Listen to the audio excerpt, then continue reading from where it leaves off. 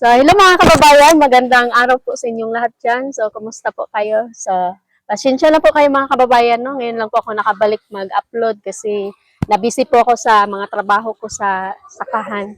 So, ayun mga kababayan, no? May good news po tayo sa ano natin, sa sahod natin. So, papasalamat din po ako kina Unyot dahil sa kanila nakapag-ipon po ako ng pera para sa para mabili ko to kasi sabi kasi ni teacher ibebenta na daw po niya ito tapos aalamin ko muna mga kababayan kung kasali yung kay Nanay Lorna kasi expect po ni teacher na kasali daw po yung kay Nanay Lorna na lote. Tapos sabi ni teacher tignan daw niya doon sa resibo kung kasali yung kay nanay ay masali ko po yun mabili yung kay nanay. Tapos ito naman mga susunod na taon mga kababayan kapag may motor. Sa susunod na, okay na? So, ito naman mga kababayan, itong bakante na to mga kababayan ay baka sa susunod na taon mga kababayan, baka pala rin po tayo, magpatayo po tayo dito ng negosyo para po makatulong po tayo sa mga kapatid natin dito na mga katutubo. Kasi meron pa po talagang mga katutubo dito sa amin mga kababayan na kailangan pa yung tulong. So, meron pa talaga kami mga kapatid, mga katutubo dito, yung mga kapitbahay namin na need po nila talaga ng tulong. Kaya magpatayo po kami dito ng negosyo para maipabahagi din po namin sa iba. So, yun po mga kababayan, no? Habang mga kababayan, kapag nabili ko na to, so nag-usap na po kami ni teacher, kapag nabili ko na to, patirahin ko muna dito yung pamangkin ko na si Mitzi.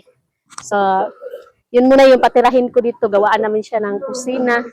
Kasi yung bahay niya kasi doon, nag-ano na siya, nagpatakilid na kasi wala nga siyang asawa, sa nabiyuda po siya. Kaya dito muna namin siya patirahin dito sa bahay na to.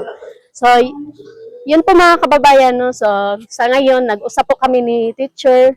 So, sabi ni teacher na 80,000 daw po yung deal niya dito. Tapos sabi ko kay teacher, kulang pa po yung pera ko, sabi ko sa kanya. Kasi yung pera ko mga kababayan ay yung naipon ko po dun sa vlog na naibigay ni Unyot ay umabot po siya ng 40,000. Tapos sabi ko kay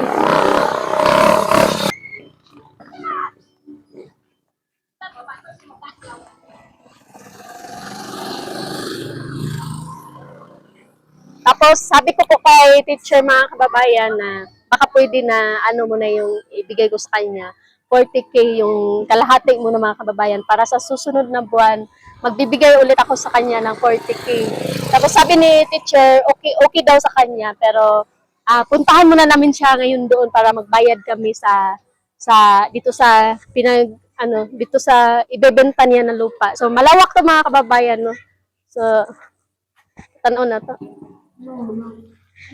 Ito po yung lindero ng luti mga kababayan, no? So, sayang naman kapag hindi natin kunin. So, pabor po talaga siya para sa negosyo dahil malapit lang po siya sa kalsada. Tapos, halika dito, cameraman. Baka madapa ka.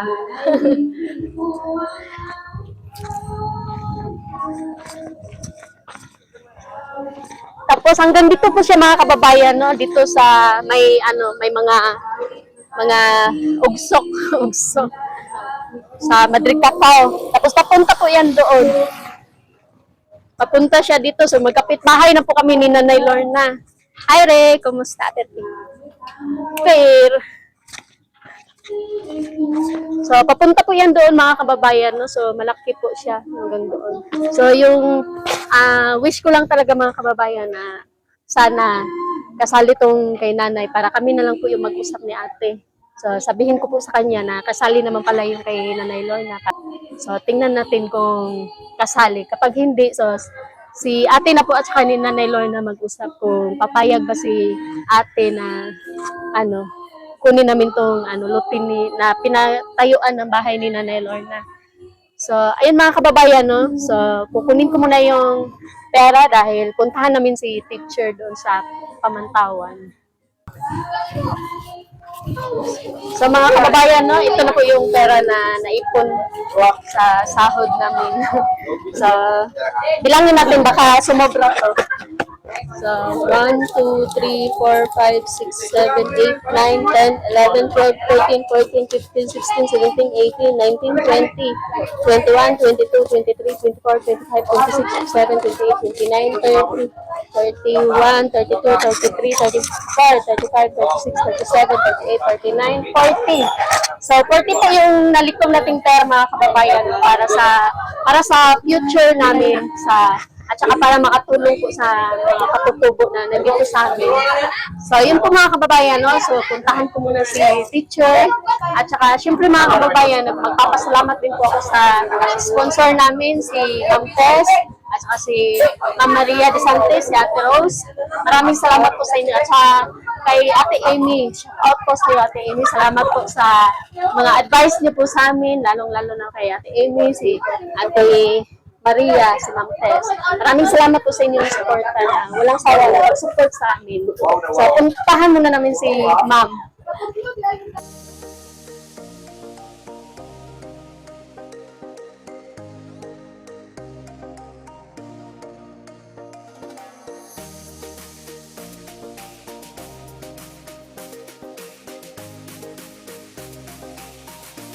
So, ayun mga kababayan, nandito na po ako sa paaralan. So, nahanap ko si Ma'am. Hi Ma'am, good afternoon. So, ito po si teacher mga kababayan, no? Siya po yung nagmamay-ari po doon sa lupa na binili ko. So, yung lupa po kasi na yun mga kababayan ay sa amin po talaga yan dati. Kaya lang po ay naibenta po yan ng ate ko dahil nagkasakit po siya yung mama po ni Michi mga kababayan, yung mama ng pamangkin ko. Sa ate ko po kasi yung lote na yan mga kababayan ay nabili po yan ni ma'am dati sa amin ng 30K. So, ngayon po ay alam niyo naman yung lupa mga kababayan para po yung gold. So, habang tumatagal, tataas po talaga yung price niyan.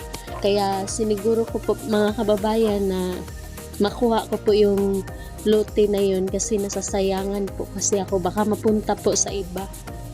So, naibenta pala yan ng ate ko mga kababayan kasi nagkasakit po siya noon, tapos nagpa-hospital po siya, kaya lang hindi po siya nakasurvive sa sakit niya. Kaya ayun, sa ngayon gusto nang ibenta ni teacher yung lote na yan kasi namatay din po kasi yung mister niya, kaya gusto ni teacher na ibenta na lang din daw niya kasi siya lang daw mag-isa. So, itong video na to mga kababayan, no, nagpaalam po ako kay ma'am na baka pwede mag-video. So, ayan, pumayag po si ma'am. So, ang bait po talaga ni ma'am, no. Tapos mga kababayan, nag-uusap po kami nito ni ma'am, nag-share po kami kung ano daw po yung ilalagay ko po dyan. So, sabi ko sa kanya, maglagay po ako dyan ng groceryhan. So, sabi ko kay ma'am, gusto ko kasi magkaroon ako ng dyan ma'am, yung negosyo para yung kahit konti lang po yung ginansya para mas mabilis po siya maubos, para ipamahagi ko rin po yan kapag kapag malaki na po yung negosyo namin. So, yan po talaga yung gusto ko mga kababayan, no? So, ayan, natuwa naman si ma'am sa sinabi ko sa kanya, sana daw po magkatotoo daw. So, sana po mga kababayan, patuloy niyo po akong suportahan sa mga vlog ko po dahil sa inyo po nakasalalay yung mga pangarap ko sa ito na ipapatayo ko po na negosyo. So, maraming salamat pala sa lahat-lahat po ng support niyo po sa amin mga kababayan, no? Sa walang sawa po na panonood po sa mga vlog namin. Sana po ay hindi po kayo magbago mga kababayan. So, alam naman po namin mga kababayan na mababait po talaga yung mga supporters po na napunta po sa amin. Sa mga nagtatanong pala mga kababayan, no, kung bakit ang tagal ko daw po mag-upload sa mga vlog ko, pasensyahan nyo na po mga kababayan, no. So, nagkaroon lang po ng konting problema So, sana po ay wag po kayo magbago mga kababayan. So, kahit meron po tayong mga problema, so magpatuloy pa rin po ako magbablog. At salamat pala sa mga nagchat-chat po sa akin mga kababayan, no? So, hindi ko na po kayo i-mention dito kasi alam ko po talaga na meron pong nag-aabang sa mga vlog ko. Kaya, salamat po sa pag-advise niyo po sa amin. So, ito palang ginagawa ni ma'am mga kababayan ay nagsusulat po siya dito ng yung kasulatan dahil nga kalahati lang po yung ibibigay kong pera sa kanya. Sa March pa po ako magbayad ng buo. So, ayan, gumawa po siya ng kasulatan mga kababayan na kalahati muna yung ibibigay ko sa kanya na pera. So, next month, so kailangan talaga magbigay ako ng 40K. So, sana po mga kababayan, no, hihingiin ko po sa inyo yung support niyo po sa akin para makuha ko po yung lote na yun. Dahil, remembrance ko po yun sa ate ko na namayapa.